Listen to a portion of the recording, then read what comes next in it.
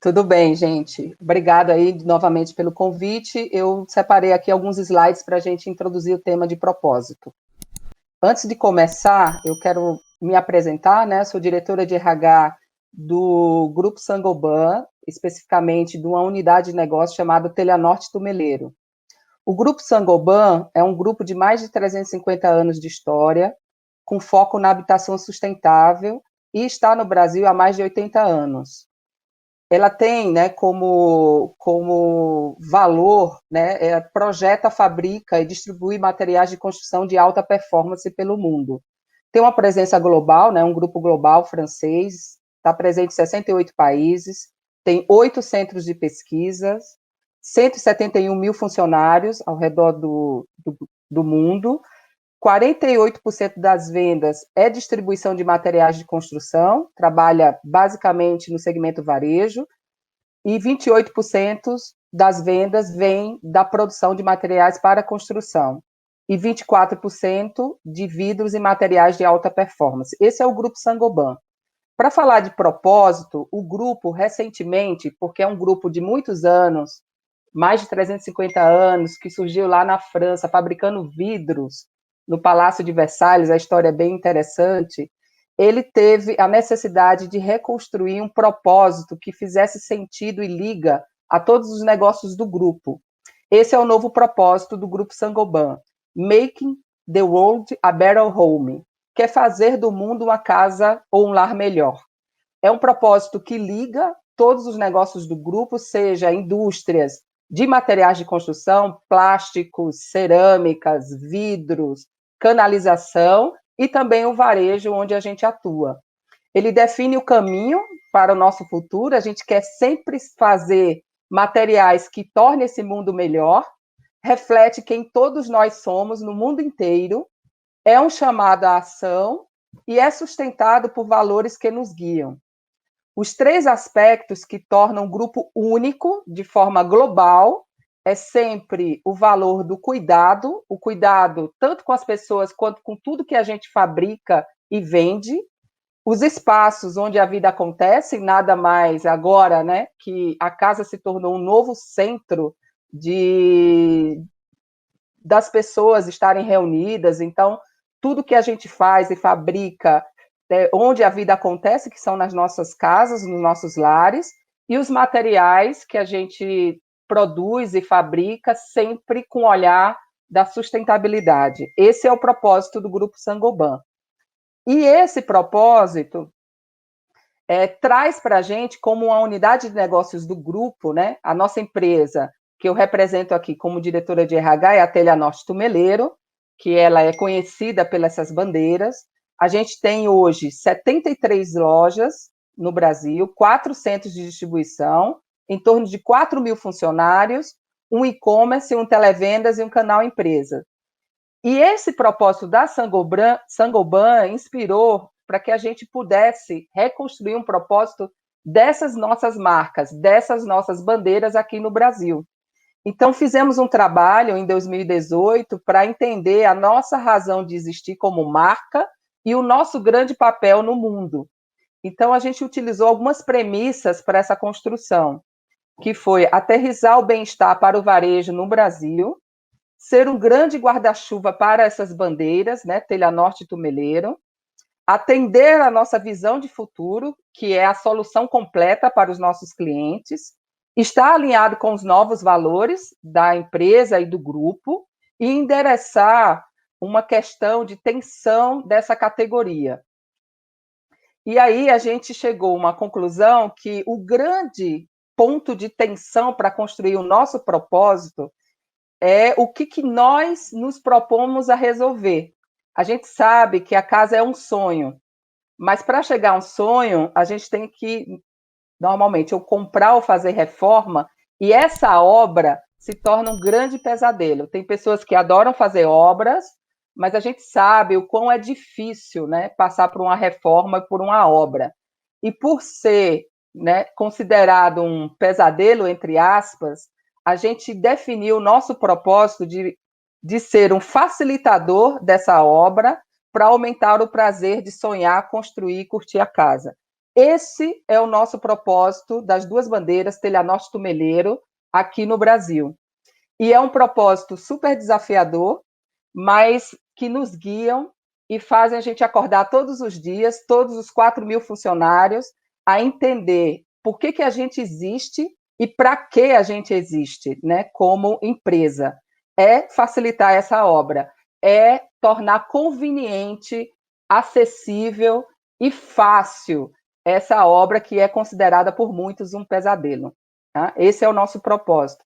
E aí eu vou pedir para que o time faça aí, coloque um filme do nosso propósito que foi definido, para que vocês entendam o que eu falei de uma forma simples e lúdica, né, através do filme. Por favor, pode colocar o filme.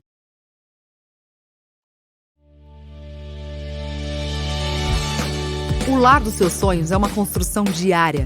Ele não nasce só de uma obra ou uma reforma. Nasce também enquanto você se transforma. Mas cá entre nós, como curtir esse processo se a experiência de planejar e executar suas obras é sempre tão trabalhosa e confusa? A verdade é que nosso mercado também precisa de renovação constante. Porque você já não busca mais só material de construção, mas sim um parceiro para descomplicar sua vida enquanto você constrói o lar dos seus sonhos. E foi para renovar nosso segmento que reformamos completamente a Telha Norte Tumeleiro. Inauguramos o conceito de Home Center inteligente. Home Center porque temos a solução completa para ajudar você a cuidar do seu lar. E inteligente porque nos adaptamos ao seu jeito. Agora é o seu Home Center inteligente que vai até você. Temos os melhores parceiros do mercado, prontos para pensar e trabalhar no lar dos seus sonhos junto com você.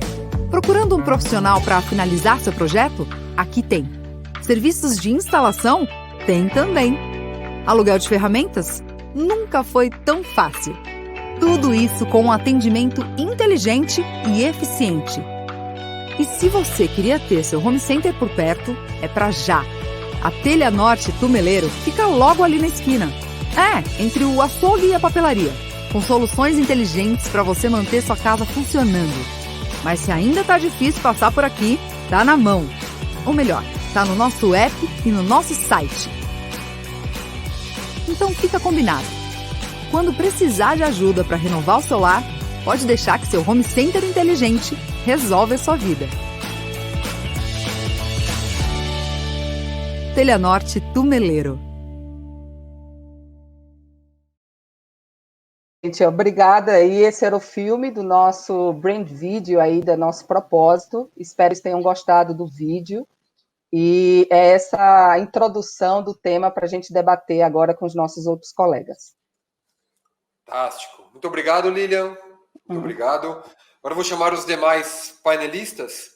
Primeiro, Maurício Andreatti, Head de RH do Grupo Leforte. Olá, Maurício. Tudo bem? Olá, bom dia a todos. Um prazer estar aqui nessa manhã.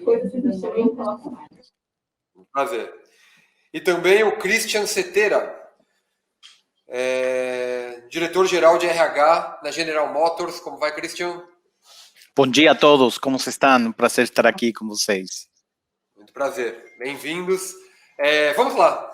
Acho que ficou muito claro na apresentação da Lilian que é propósito e bastante interessante, né? Esse processo que ela demonstrou de pegar um propósito global e trazer para a realidade da marca, para a realidade regional, adaptá-lo para fazer sentido para as pessoas. Agora que eu queria entender, começar aqui com o Maurício, na minha cabeça tá me passando. Qual que é a diferença entre propósito e o antigo missão, visão, valores, que ficou um pouco... quando esses conceitos se popularizaram demais, acabou perdendo sua essência, acabou sendo até marginalizado, eu acredito, no decorrer do tempo. E daí surge um negócio chamado propósito. Quais são as diferenças principais e por que a gente tem que ter um propósito para a companhia, para o engajamento geral das pessoas dentro de uma companhia? Tá bom, vamos lá. Acho que de maneira simples, a gente precisa entender que o propósito, antes do propósito, tem todo um pensamento hegemônico por trás disso, né? E o propósito, na sua simplicidade, ele é uma intenção. Né? Hoje, o mundo ele é globalizado, eu não tenho mais uma empresa local. Por exemplo, eu trabalho num hospital brasileiro, tá? Mas eu preciso entender tudo que está acontecendo fora do Brasil, ainda mais esse ano com toda essa questão de pandemia, né? Então, hoje, eu prestar um serviço na área de saúde, essa é a minha missão, tá? E o meu propósito é com qualidade de vida. Essa é a grande diferença que existe hoje, né? Então, existe um algo a mais do que ser só uma missão. Existe uma intenção que vai muito além em transformar aquilo que eu entendo como empresa para as pessoas que estão ao redor, que são consideradas clientes ou futuros clientes também. Entendi. Christian, você concorda? Como que é isso na General Motors? Trabalham também propósito com um conceito que vai além, nessa intencionalidade que o Maurício colocou, vai além da missão tradicional, da visão tradicional? Claro que sim, eu estava pensando e refletindo. Primeiro, bom dia a todos e obrigado pela participação, pelo convite. Estava pensando, mientras Maurício e a Lilian falavam, né, aquele frio na barriga, quando a gente pensa em reformar a casa e aquele entusiasmo, aquela experiência positiva de entrar nessas lojas que tem todas essas coisas bonitas que vão fazer a nossa casa ser diferente, né?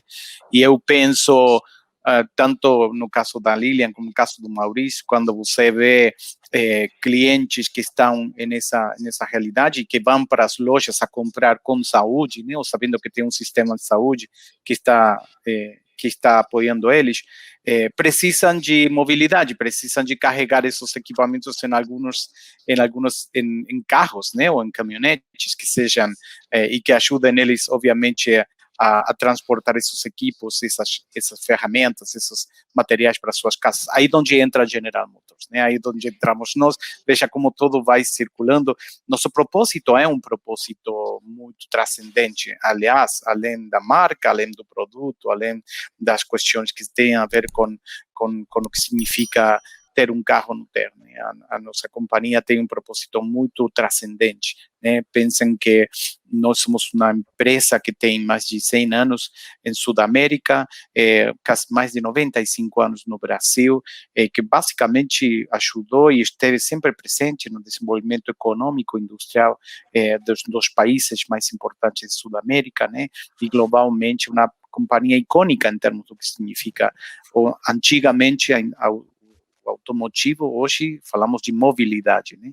Onde o carro se está transformando em um elemento muito mais importante de conectividade,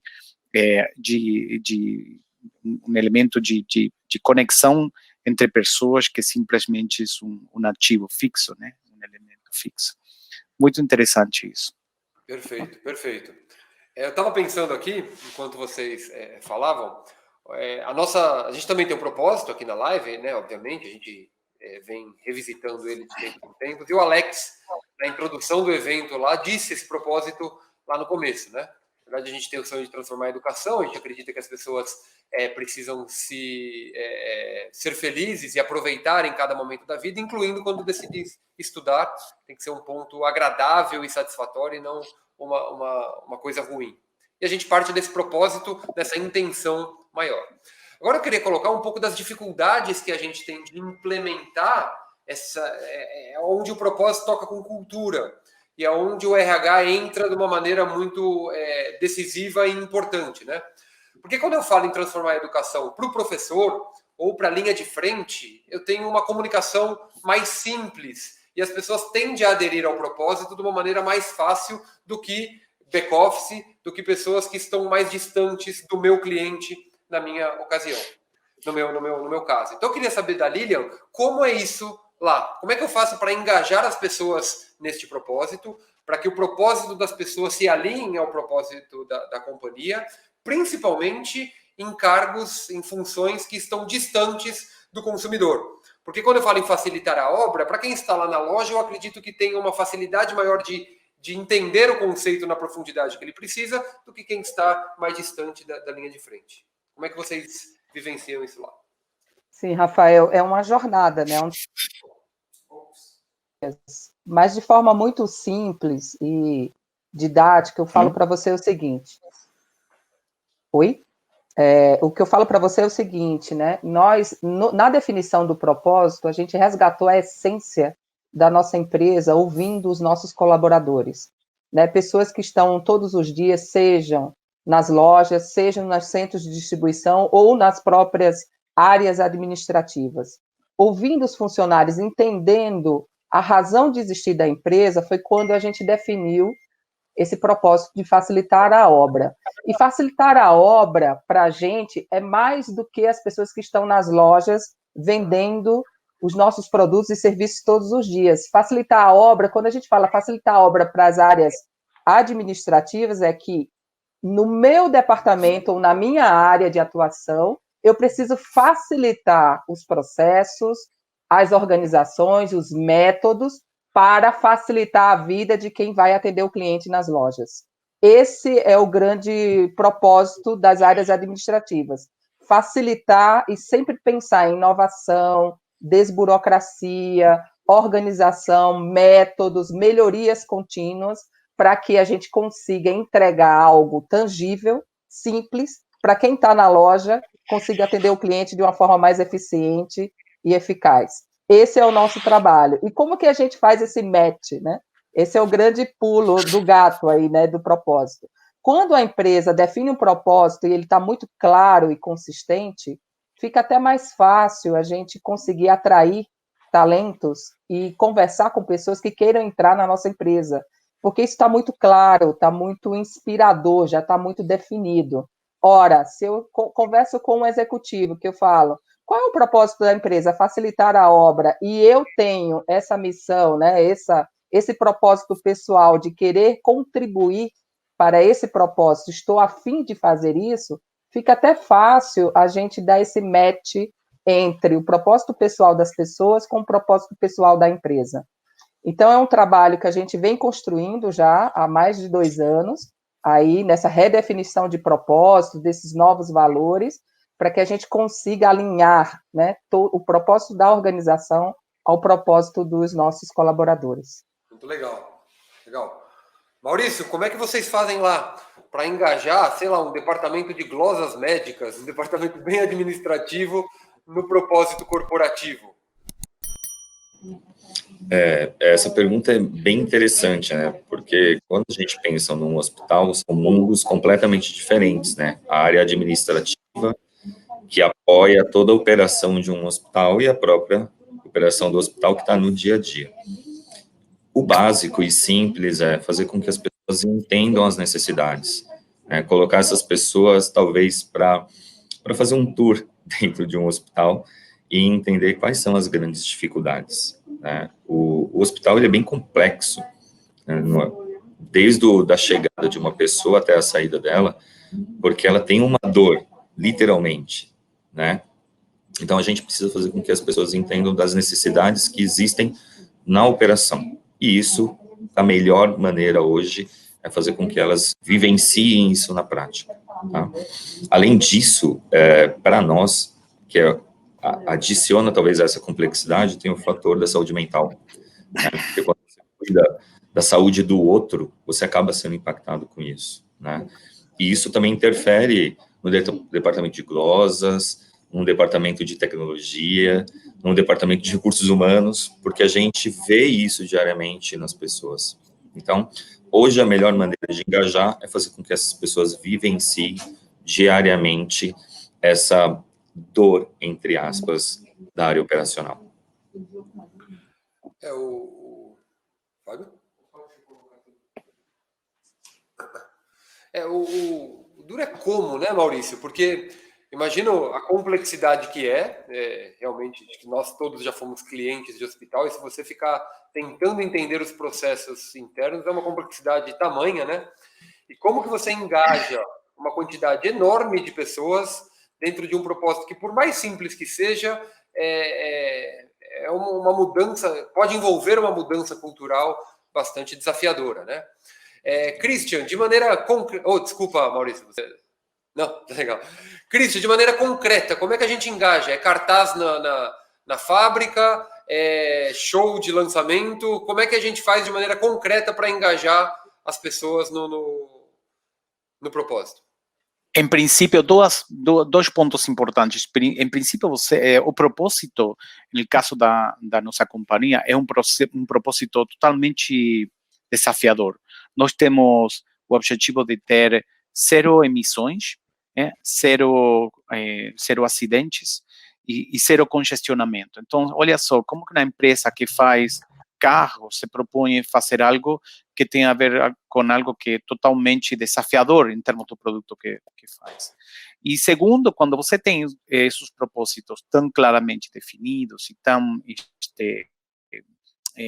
uma maneira tão desafiadora, não tem condição de você não trabalhar através da cultura da tua organização. E como se trabalha essa cultura? Essa construção cultural se faz através do desafio nos comportamentos. Então, o que a gente trabalha não é simplesmente a declaração de propósito, sino quais são os comportamentos dos nossos líderes, dos nossos colaboradores, né, de cada um de nós, em termos de que cultura está conectada com esse propósito. Então, pensa primeiro nos clientes, seja inovador, mas seja agora, não espere no futuro. Falamos, se você tem algo para falar, fale e seja valente em falar algo que está errado. Falamos, trabalhe com integridade. Pensamos, enxergue além do hoje, né? Enxergue sistemicamente do amanhã. São alguns comportamentos, né, desafios comportamentais que nós estabelecemos, que nos guiam para conectar com a cultura e no propósito. Então, não é fácil, mas é uma jornada que basicamente está focada no comportamental. Genial, genial. Achei 2 coisas geniais. A primeira é os compromissos de propósito, né? 0 congestionamento. Sensacional. Totalmente, não pensaria isso de imediato. Muito legal. E eu acho que aí está o segredo. Eu não sei se a Lilian e o Maurício concordam, mas o foco no comportamento é o que tangibiliza o que a gente quer dizer com a declaração de propósito. É onde é aquela camada mais evidente da cultura, né? A cultura se materializa através dos comportamentos. E se a gente quer integrar e fazer o propósito acontecer, o foco tem que ser nos comportamentos. Eu concordo bastante. Como último ponto, a gente está terminando o nosso tempo aqui, eu queria falar um pouco de resultados. Lilian, a gente consegue já medir, após esse processo de mudança que vocês sofreram, consegue medir resultados concretos? A gente consegue falar que de forma objetiva e de forma numérica, quantitativa, vale a pena uma empreitada como essa? É sempre uma pergunta polêmica, Rafael, porque medir, né, o quanto uma cultura, um propósito traz de resultado concreto. Mas eu sempre gosto de estabelecer um depara aí de indicadores que são essenciais para a gente entender se o time está engajado ou se está trabalhando a favor do propósito. Primeiro, né, o engajamento das pessoas, né, índice de clima e engajamento, é importante a gente medir o antes e o depois aí dessa jornada. O turnover, né, então a gente tem aí aspectos de mais engajamento e menos turnover dos nossos colaboradores, porque quanto mais alinhado ao propósito e aquilo que as pessoas entendem, o que se espera delas, a gente tem aí uma diminuição de turnover e o próprio resultado. Eu não posso falar para você que é tão fácil tangibilizar o resultado da companhia com relação ao propósito e à cultura, mas ajuda e suporta. A gente vem aí enfrentando nessa pandemia, né, um aumento, né, significativo dos nossos resultados do ponto de vista geral, e aí o resultado não é só vendas, mas é o resultado com melhor engajamento, menos turnover, menos custo de passivo trabalhista, mais vendas, mais alinhamento, uma comunicação mais clara e concisa. Então, é um conjunto, na minha opinião, de indicadores que provam para a gente que vale a pena essa jornada de definição, declaração de propósito e alinhar a cultura da companhia, da empresa a essa declaração. Excelente, excelente. Bom, pessoal, estamos com o tempo esgotado. Eu queria agradecer Christian, Maurício, Lilian. Ficaria mais 1 hora aqui conversando com facilidade. Muito obrigado por compartilhar a experiência e o know-how de vocês. E a gente continua com o evento a partir de agora. Obrigado, gente. Um abraço